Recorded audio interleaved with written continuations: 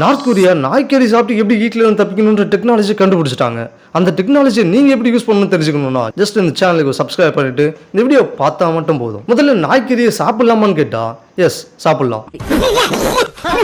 ஏன்னா மற்ற மீட்ல இருக்க மாதிரி டாகுடைய மீட்லயும் 20 to 25 கிராம் புரோட்டீன் இருக்கு, சில விட்டமின்ஸ் இருக்கு, அயன் இருக்கு, ஜிங்க் இருக்கு, இன்னும் சில நியூட்ரியன்ஸும் இருக்கு. ஆல்சோ அது கூடவே இன்னும் சில டேஞ்சரஸும் இருக்கு.